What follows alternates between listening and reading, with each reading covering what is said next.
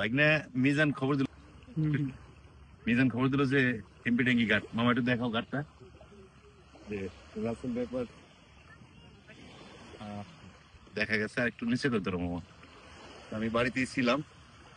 আপনারা যারা অনেকেই কিন্তু রাসেল ব্যাপার এই জুন মাস আসলে রাসেল ব্যাপারের যে উপদ্রব শুরু হয়, এটা আমি আর বরাবরই বলি। বিশেষ করে আমাদের এই যে দেখতে পাচ্ছেন, এটা হচ্ছে চরভদ্রেশ্বর এবং হরিরামপুরের যে সীমানা, আর এই পাশে রয়েছে কল্যাণপুর। আর এখন এই শুকনা জায়গা থেকে নদী পার হয়ে এখানে কন্টিনিউ সাপগুলো আসবে। তো অনেকেই এটাকে একেবারে স্বাভাবিক নেবেন না, তবে ভয়ের কিছু নাই, একটু সতর্ক থাকতে হবে, সাবধান থাকতে হবে। আমি ওরা কোনো মতে এটাকে আটকাইছে। ওরা কি আসতে মামা? হ্যাঁ আসতেছিল, হ্যাঁ নদীর পাড়ে আসতেছিল।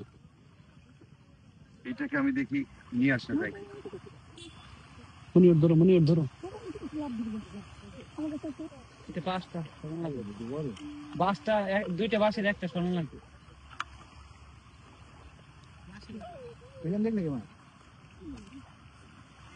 তোমরা একটু এ পাশে সর, আমি এদিকে দিব। তোমরা একটু হেল্প করো মানে, ওই বাস দুটো একটু টানলে সরে ফেলো। রেডি 1 2 3 বললে 1 2।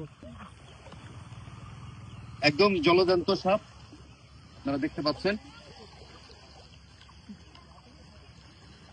সমস্যা নাই। আমি এখন ওরে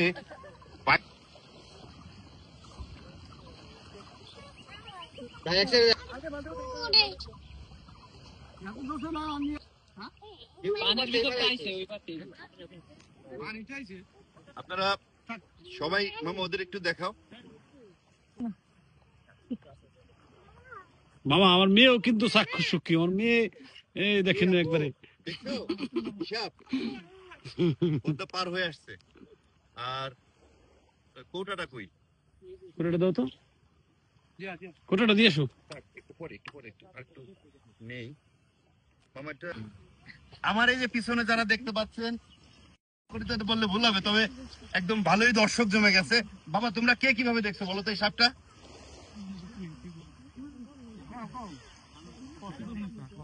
বলো মামা, এটা একটু 5x এ জুম করো তো, 5x করো।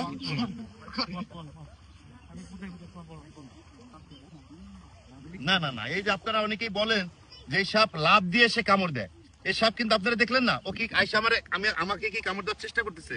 ও আসলে চেষ্টা করতেছে পালায় যাওয়ার জন্য, নিজেকে সেভ করার জন্য চেষ্টা করতেছে যে কোথায় যাবে। আমি এখন পদ্মা নদীতে ছেড়ে দিতে পারি, তবে এখানে ছাড়ানো ঠিক হবে না। আমি চেষ্টা করবো অন্য কোথাও নিয়ে ছেড়ে দেওয়ার। হ্যাঁ, সাপ ছেড়ে দেওয়া যাবে না? সাপ ছেড়েই দিতে হবে, সাপ মারা যাবে না, সাপ আমাদের উপকারী। তবে আপনাদের যেটা বলবো যে এই সাপ নিয়ে আতঙ্কিত হবে না। সবচেয়ে যেটা দরকার হচ্ছে, এই সাপে যদি কখনো কাউকে কামড় দেয়, উদার কাছে দরকার না। আরেকটি সাপ আছে, সেটি হচ্ছে কালাস। নতুন আরেকটি, মানে নতুন বলতে আমাদের এই অঞ্চলে আমি 2020 সালে দেখেছি, এবং এরপরে এই সাপটা সদরপুরে বেশি আছে। তো সকলে সতর্ক থাকবেন, সাবধানে থাকবেন, ভালো থাকবেন।